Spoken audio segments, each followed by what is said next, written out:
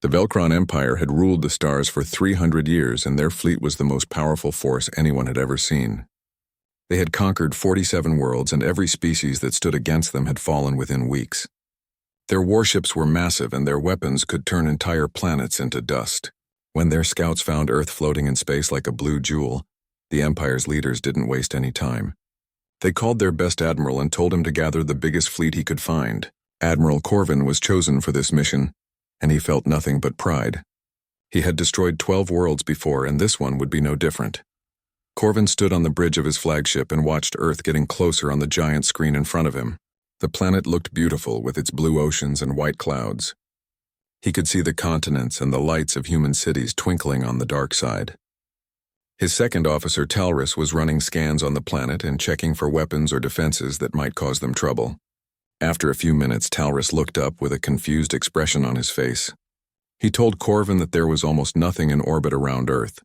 Just a few small satellites and some basic space stations that looked like they were barely holding together.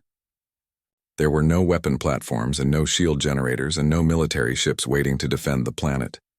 Corvin felt his confidence grow even stronger. These humans were even more primitive than the reports had suggested. They couldn't even protect their own sky properly. He ordered his fleet to move closer and prepare the invasion force. 300 warships moved through space in perfect formation, and each one was ready to rain fire down on the human cities below. Corvin planned to destroy their biggest cities first as a warning. Then he would accept their surrender and add Earth to the long list of Velcron conquests. What Corvin didn't know was that humans had learned a very important lesson a long time ago. They had learned that the best weapon is the one your enemy never sees coming. Deep underground in the mountains of Colorado, there was a massive facility that most humans didn't even know existed. Commander Jake Morrison was drinking his morning coffee when every alarm in the building started screaming at once. Red lights flashed on every wall, and every computer screen suddenly showed the same thing. 300 hostile contacts had just crossed past the moon, and they were heading straight for Earth. Morrison put his coffee down and walked quickly to the main command center. His team was already at their stations, and everyone was moving fast, but nobody was panicking. They had trained for this exact moment for years. Lieutenant Amy Collins was sitting at the sensor station, and her fingers were flying across the keyboard. She looked up when Morrison came in and gave him the numbers. 300 ships, and they matched the Velcron designs that their alien friends had warned them about. Morrison nodded slowly and asked how long they had before the fleet got close enough to attack. Amy told him 18 minutes. Morrison took a deep breath and opened a secure channel to the president. Laura Bennett's face appeared on his screen, and she looked tired, but her eyes were sharp and focused. She asked Morrison if they were ready, and he told her that every system was green and ready to fire. Morrison asked for permission to activate the defense grid. The president paused for just a moment, and then she nodded. She told him to give the Velcrons one chance to turn around and leave peacefully. Morrison agreed and switched to the broadcast frequency. His message went out in every language, including Velcron. He told them that they had entered Earth's space with weapons ready and hostile intentions. He warned them to turn their ships around and leave immediately, or they would face total destruction. He made it very clear that this was their only warning, and there would not be a second chance.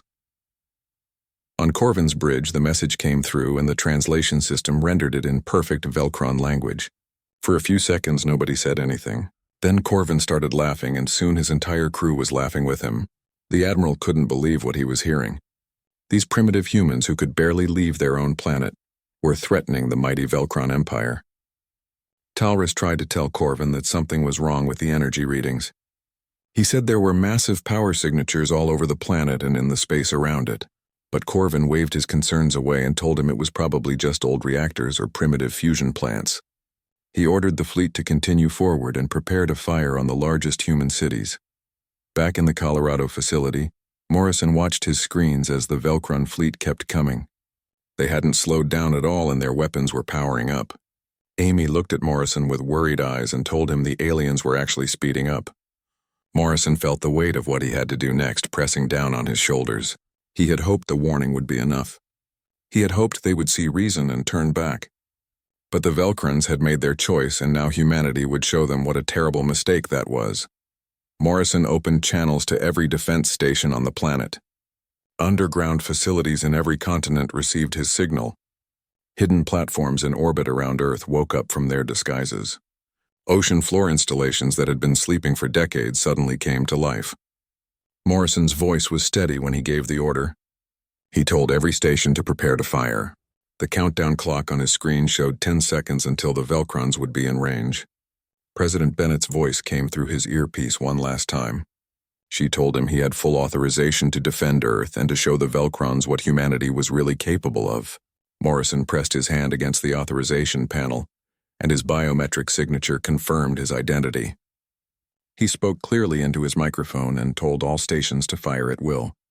The defense grid activated, and thousands of weapons that had been hidden in plain sight for decades finally revealed themselves to the universe. The satellites that had looked so peaceful and ordinary suddenly split open like flowers blooming in fast motion. Inside each one was an aperture that glowed with barely contained energy. Down in the oceans, massive installations sent columns of pure power upward through thousands of feet of water. The underground arrays released their stored energy through channels that had been carved through solid rock over many years of secret construction. From every direction around Earth, thousands of beams of light shot upward into space. These were not the simple lasers that most species used for weapons.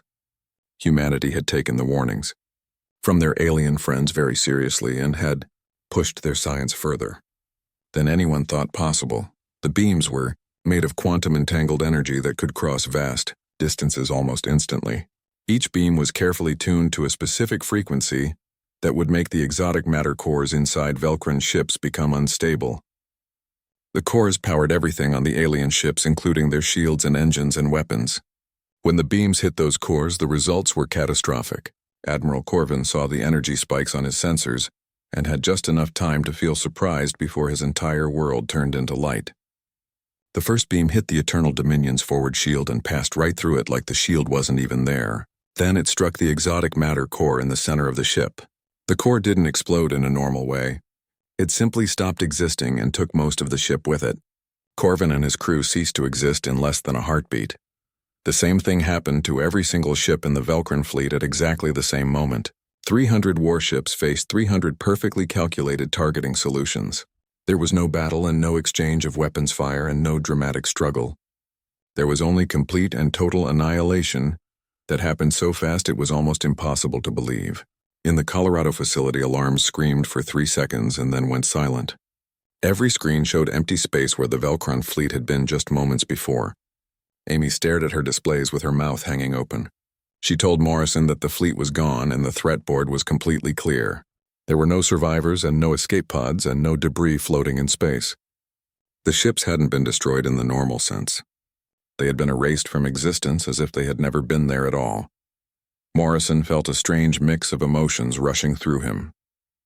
Relief that Earth was safe, horror at what they had just done, pride in humanity's achievement, and underneath everything else, a cold certainty that this was only the beginning of something much bigger. He ordered Danny Foster to calculate how many Velcrons had been on those ships. Danny ran the numbers based on standard crew sizes and came back with an answer that made everyone in the command center go quiet. 900,000 personnel had been on that fleet, and none of them had survived. Morrison felt the weight of those deaths settle on his shoulders like a physical thing. It didn't matter that the Velcrons had come to conquer Earth. It didn't matter that they would have killed billions of humans if they had succeeded. 900,000 lives had ended in less than 2 seconds, and that was something Morrison would carry with him forever. President Bennett appeared on Morrison's screen again, and her face looked older than it had just minutes before. She asked for a report, and Morrison told her everything. Complete elimination of all hostile forces. No damage to Earth or any of their installations. No human casualties. Bennett closed her eyes for a long moment and whispered something about God helping them all. Then she opened her eyes and told Morrison she was calling an emergency meeting of the Global Defense Council. They needed to prepare for what would happen next because the Velcron Empire was not going to ignore the loss of an entire fleet.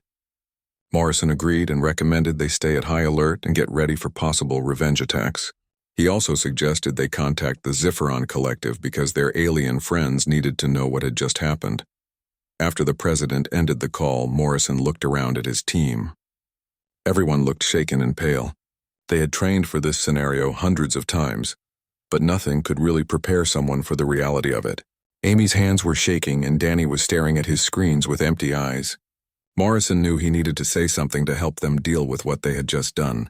He raised his voice so everyone in the command center could hear him clearly.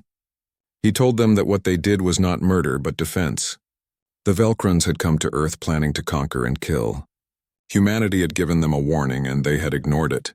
Every person in that room should be proud that they stood between Earth and destruction. They had saved billions of lives today. Morrison paused and made eye contact with each member of his team. He told them that the president was right about one thing. This was just the beginning. The Velcron Empire was huge and they were not going to let this defeat go unanswered. Everyone needed to stay sharp and focused. They should rest when they could, but understand they might need to do this again very soon. The team responded with affirmations and Morrison felt a little better. They were good people, and they would hold together through whatever came next. Far away on a planet that orbited a distant star, the Velcron High Command received the last transmission from Admiral Corvin's fleet. The automated distress beacons had sent out their signals the moment the ships were destroyed. Supreme Commander Vorkath sat in his command chamber and watched the recording over and over. 300 ships destroyed in less than 2 seconds. The entire fleet simply ceased to exist with no warning and no conventional weapon signatures. Nothing in the Velcron database matched what they were seeing. Vorkath's claws dug into the arms of his throne as rage built inside him. The intelligence reports had said the humans were primitive and barely capable of space travel. Obviously, those reports had been completely wrong. His chief science officer, Porthan, suggested they try diplomatic contact with the humans. If Earth had technology this advanced, then maybe they would be willing to negotiate. But Vorkath would not hear of it. The humans had destroyed an entire fleet and killed 900,000 Velcron warriors. This demanded revenge, not negotiation. He ordered Porthan to prepare a second fleet that would be twice as large as the first. This time they would approach from beyond the range of Earth's weapons and bombard the planet from a safe distance. They would turn the entire world to ash and show the galaxy what happened to species that defied the Velcron Empire. 6 weeks passed and Earth's deep space monitoring network detected a new threat approaching from the darkness between stars. Morrison had barely slept during those weeks because humanity had been working around the clock to strengthen their defenses. They built new installations and upgraded existing systems and prepared for exactly what they knew was coming. When the sensors picked up the incoming fleet, Morrison was in the command center running on coffee and determination. Amy called out the numbers from her station, and Morrison felt his stomach drop. 600 ships this time, and they were approaching from 6 different directions at once. The Velcrons had learned from their first mistake, and they were being much more careful now. Morrison studied the tactical display and saw that the enemy fleet was staying far beyond the range that Earth's weapons had used in the first battle. They were planning to bombard the planet from a distance they thought was safe. But what the Velcrons didn't know was that humanity had been very busy during those 6 weeks. Morrison asked Amy about the status of the New Horizon network, and she told him that all stations were ready. The quantum relay satellites were in position, and they had extended Earth's effective weapon range by a factor of 10. Morrison smiled grimly and told his team to prepare to engage. He was going to teach these aliens another lesson about underestimating humanity. The Velcron fleet began their attack by launching thousands of missiles toward Earth. Energy, weapons fired from hundreds of ships and kinetic projectiles, were hurled through space at incredible speeds. Supreme Commander Vorkath watched from his flagship and felt confident that this time would be different. They had learned from Corvin's failure, and they were attacking from beyond the humans' reach. The planet would be destroyed and the Empire's honor would be restored. But the missiles and energy beams never reached Earth. The quantum defense network activated and created overlapping fields of energy that absorbed everything the Velcrons threw at them.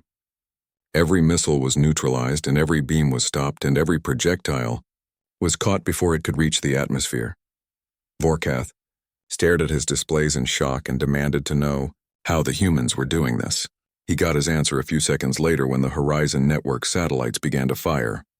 The beams they generated were even more powerful than the weapons that had destroyed the first fleet. The quantum relay systems amplified the energy and focused it across distances that should have been impossible. 600 ships suddenly faced the same fate as Admiral Corvin's fleet. The beams reached across millions of kilometers in an instant, and each one found its target with perfect accuracy. The Vengeful Honor's shields failed first, and then the exotic matter core became unstable. Vorkath had just enough time to realize he had made a terrible mistake before he and his entire ship simply stopped existing.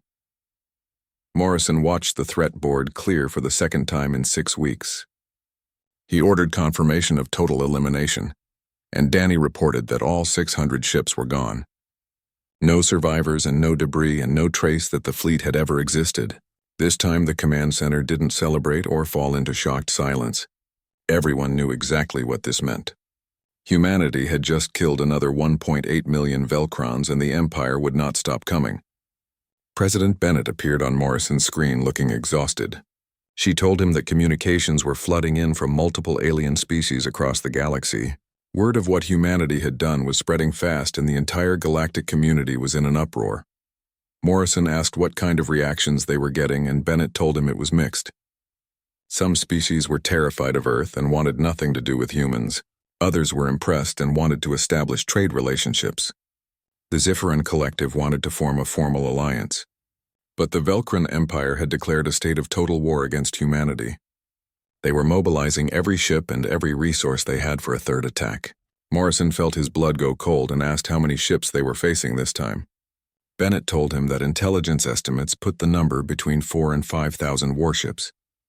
The Empire was sending their entire military force, and they planned to overwhelm Earth through sheer numbers by attacking from every possible angle at once. Next 3 months were the most intense period in human history. Using technology that the Zifferans and other friendly species had shared, Earth built its first fleet of ships that could travel faster than light. There were only 50 vessels, but each one was designed with the quantum weapons technology that had proven so effective. Morrison was promoted to admiral and given command of the new Terra Defense Force. His flagship was called the Liberty, and it was a sleek, beautiful ship that carried enough firepower to eliminate entire fleets on its own. Morrison stood on the bridge surrounded by the best crew humanity could provide, and they drilled endlessly for the battle they knew was coming. Captain Lisa Hayes was Morrison's executive officer, and she was one of the finest officers Earth had ever produced. She reported that long-range sensors were picking up the Velcron Armada approaching. The count was 4,200 ships, and they were coming in from multiple vectors. Morrison stood calmly on his bridge and asked for the Armada's position. Lisa told him they would be in range of Earth in 40 minutes, and it looked like they planned to surround the planet and attack from all sides simultaneously. Morrison smiled and told his crew they weren't going to wait for the Velcrons to reach Earth. He ordered all ships to prepare for faster-than-light travel because they were going to meet the enemy halfway. The Velcron Armada was the largest military force the Empire had ever assembled in its 300-year history. Supreme Warlord Kravoth commanded the attack from his massive dreadnought at the center of the formation. He was determined that this time there would be no mistakes and no underestimation of the enemy. Every ship was ready, and every weapon was charged, and every warrior was prepared to die if necessary. Kravoth gave the order for all ships to maintain their formation as they dropped out of faster-than-light travel. They would emerge in a sphere around Earth with every angle covered. The humans could not possibly defend against this many ships attacking at once, but when the Armada returned to normal space, they found something completely unexpected waiting for them. 50 human warships hung in the void between the Velcron fleet and Earth. Their weapons were already powered up, and their targeting systems were locked on. Kravoth looked at his displays and started laughing. 50 ships against 4,000 was not a battle. It was a massacre. He ordered every vessel to open fire immediately and destroy the pathetic human fleet. The Velcron Armada unleashed everything they had in one massive, overwhelming attack. Thousands of energy beams and millions of missiles and devastating kinetic weapons all targeted the tiny human fleet. It should have been instant annihilation and complete victory. Instead of being destroyed, the human ships activated quantum shield matrices that surrounded each vessel in layers of protective energy. Every incoming attack was absorbed or neutralized or reflected back toward the ships that fired it. The 50 ships of the Terra Defense Force didn't move at all as the massive barrage washed over them, like water flowing around rocks in a stream. Not a single human ship took any damage, and Kravoth felt confusion replace his confidence. He had just thrown the combined firepower of 4,000 warships at 50 targets and accomplished absolutely nothing. Before he could give another order, the human fleet fired back, and Krevoth's confusion turned to horror. The Liberty and her sister ships had been designed for one specific purpose, which was to project overwhelming force across vast distances with perfect accuracy. Each ship could engage multiple targets at the same time, and their quantum targeting systems could track thousands of enemy vessels simultaneously. The ship-mounted weapons were more compact than the planetary defense systems, but they were no less deadly. 50 ships fired in perfect coordination with their targeting data, shared across a quantum network that allowed them to act as a single unified weapon. The beams that shot out from the human fleet were streams of pure destruction that crossed space in the blink of an eye. Krevoth watched his mighty armada begin to vanish as if it had never existed. Ships didn't explode or break apart into debris. They just disappeared as their exotic matter cores were destabilized on a quantum level. Hundreds of ships were gone in the first second. Thousands disappeared in the first 10 seconds. Krevoth couldn't believe what he was seeing because nothing in his experience had prepared him for this. The Velkron Empire had conquered dozens of worlds and fought hundreds of battles, but they had never faced anything like humanity. He screamed orders to retreat and told all ships to make emergency faster than light jumps to escape. But the human weapons were faster than the Velkron ships could run. The Terra Defense Force had calculated every possible retreat vector and every potential escape route before the battle even began. As ships tried to flee, they found quantum disruption fields blocking their faster-than-light drives. They were trapped in normal space with no way to run and no way to hide. The human targeting systems tracked each ship as it tried to escape and eliminated them one by one, with methodical precision. Some Velkron captains tried to surrender by shutting down their weapons and broadcasting distress signals, but Morrison had made the decision before the battle started that there would be no prisoners taken. The Velkrons had come to destroy Earth, and humanity would show them the cost of that choice. The battle lasted 17 minutes from start to finish. When it was over, 4,200 Velkron warships had been reduced to nothing. Approximately 12.6 million Velkron warriors had been erased from existence. The Velkron Empire's entire military force had been annihilated in less than 20 minutes. Morrison stood on the bridge of the Liberty and looked at the empty space where the massive armada had been. His crew was silent and nobody celebrated because they all understood the weight of what they had just done. Morrison ordered Lisa to open a channel to the Velkron homeworld, and she confirmed the connection a moment later. Morrison's face appeared on screens across the entire Velkron planet, in their capital city and in their government halls and in public spaces where millions of civilians watched. When he spoke, his voice was calm but carried absolute certainty behind every word. He told the Velkron people who he was and what had just happened. Their government had sent 3 fleets to destroy Earth, and 3 times humanity had defeated them. The Velkron military no longer existed because humanity had erased it from the stars. Not because humans wanted to, but because the Velkrons had given them no choice. Morrison paused to let those words sink in before continuing. He told them that humanity was not interested in conquest or taking Velkron worlds or stealing their resources. All Earth wanted was to be left alone in peace, but he made it very clear that if the Velkrons ever threatened Earth again, or ever raised a weapon against humanity or their allies, then humanity would do more than destroy fleets. They would come to the Velkron worlds and end the Empire permanently. Morrison's expression softened slightly as he said that humanity didn't want that outcome. Earth would rather have peace between their species. The choice was entirely up to the Velkrons. They could rebuild and learn from their mistakes and join the galactic community as peaceful neighbors. Or they could continue down the path of conquest and face complete annihilation. He told them to choose wisely, and then the transmission ended. On the Velkron homeworld, the remaining leaders of the Empire gathered in emergency session to discuss what had just happened. They had lost 3 fleets and millions of warriors. The military that had conquered 47 star systems over 3 centuries was gone. Every ship and every weapon and every soldier had been erased in a series of battles that lasted less than an hour combined. The human admirals' words echoed in their minds as they debated what to do next. Some wanted to continue fighting and find new ways to attack Earth, but most recognized the truth that they were facing something far beyond their ability to defeat.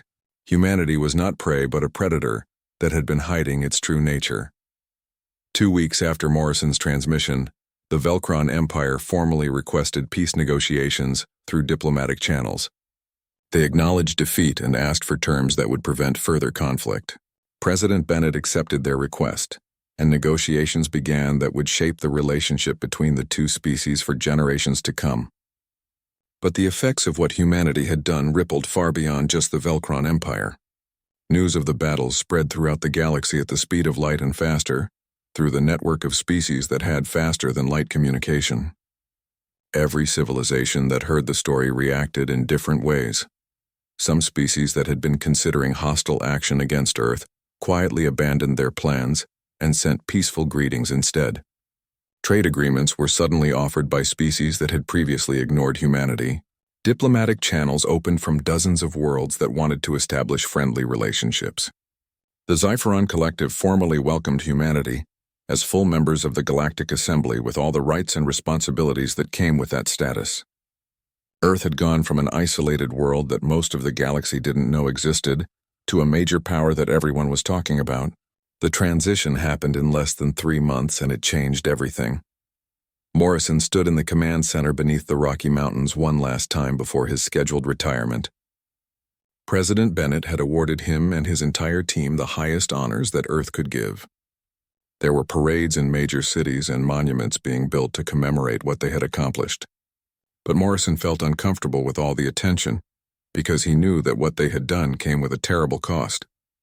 12.6 million Velcrons plus 1.8 million from the Second Fleet, plus 900,000 from the First Fleet. Nearly 15 million lives ended, because humanity had the weapons and the will to use them. Amy stood beside Morrison as they looked at the star charts showing the expanding sphere of human influence in the galaxy. She had been promoted to commander, and would be taking over Morrison's position when he left. Morrison told her quietly that they had shown the galaxy humanity could defend itself. Now they had to prove they were worthy of the power they had claimed. Amy thought the hard part was over, but Morrison shook his head with a slight smile. He told her the hard part was just beginning because anyone could destroy things. Building something better and creating lasting peace and earning the trust of species that feared humanity would be the real challenge. But if humans could go from primitive satellites to quantum weapons in just 100 years, then he believed they were up to the task. Morrison looked around the command center one last time at the screens, showing a peaceful Earth protected by the most advanced defense network in known space. Humanity had earned its place among the stars not through conquest, but through the determination to protect what was theirs. The Empire had sent 3 fleets to invade Earth, and humanity had erased them from the stars in seconds. But more importantly, humanity had chosen not to become the monsters they had defeated. That choice would define Earth's future in the galaxy more than any weapon ever could. Morrison left the command center and walked out into the sunlight, feeling the weight lift from his shoulders. His part in this story was over, and now it was time for others to write the next chapters. The peace negotiations with the Velcron Empire took 6 months and resulted in a treaty that surprised many observers. Earth did not demand reparations or territory or any kind of punishment for the attacks. Instead, humanity asked for 3 things. First was a formal recognition that Earth's solar system was sovereign territory that would never be violated again. Second was the establishment of diplomatic relations and cultural exchange programs. Third was cooperation in scientific research that would benefit both species. The Velcrons agreed to all 3 terms and signed the treaty with a mixture of relief and bewilderment. They had expected harsh terms and cruel punishment, but instead received mercy and an offer of friendship. The treaty became a model for how Earth would interact with other species in the galaxy.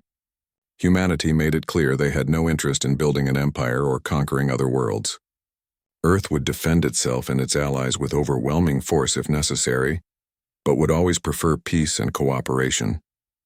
This approach earned humanity respect from many species who had grown tired of the old ways, where might made right, and the strong dominated the weak. Within a year of the battles, Earth had established formal diplomatic relations with 43 different species. Trade flourished and human ships began traveling to distant worlds carrying goods and ideas. The Xipheron Collective became Earth's closest allies, and the friendship between the two species deepened over time. The Xipherons taught humanity many things about galactic politics and history and technology. In return, humans shared their own discoveries and innovations. The quantum weapons technology that had saved Earth was carefully controlled and never shared with other species. Humanity recognized that such power needed to be kept in responsible hands. Several species requested access to the technology, but Earth politely declined every time. Some understood and respected the decision, while others resented it and saw humanity as selfishly hoarding their advantages. 5 years after the battles, Morrison came out of retirement to attend a ceremony at the newly constructed Galactic Assembly Hall on a neutral world called Haven. The hall was a massive structure built by dozens of species working together, and it served as the meeting place for representatives from across the galaxy. Earth's delegation was led by Ambassador Kyle Peterson, who had worked tirelessly to build bridges between humanity and other species. The ceremony was to mark Earth's official acceptance as a founding member of the new Galactic Council, which would work to prevent wars and promote cooperation. Morrison was there as an honored guest, and he sat in the audience, watching as Peterson gave a speech about humanity's vision for the future. Peterson spoke about how Earth had learned hard lessons about the cost of violence and the value of peace. Humanity had the power to destroy, but chose instead to build. Earth would work with all species who wanted peace and would defend any who were threatened by aggressors. The speech received mixed reactions from the assembled representatives. Some applauded enthusiastically, while others remained silent. Morrison understood that humanity's rapid rise to power had made many species uncomfortable. They wondered if Earth's peaceful intentions would last, or if humans would eventually follow the same path as the Velcron Empire and so many others before them. Only time would tell. Back on Earth, life had changed in countless ways since the battles. The revelation that humanity was not alone in the universe had transformed society completely. Schools taught alien languages and galactic history. Human scientists worked alongside researchers from other species on projects that pushed the boundaries of knowledge. Artists and musicians incorporated alien influences into their work, creating new forms of expression. Young people dreamed of traveling to distant worlds and exploring the galaxy. Earth's population grew more diverse as some aliens came to live among humans and learn about their culture. Most adapted well, but there were occasional tensions and misunderstandings that required patience and goodwill to resolve. The Terra Defense Force continued to grow and improve under Amy's leadership. New ships were built, incorporating lessons learned from the battles. Training programs were established to prepare crews for any possible threat. But Amy made sure that every member of the Defense Force understood they were protectors, not conquerors. The weapons they controlled were to be used only in defense of Earth and its allies. She often repeated Morrison's words that the real challenge was building peace, not winning wars. The Defense Force became more than just a military organization.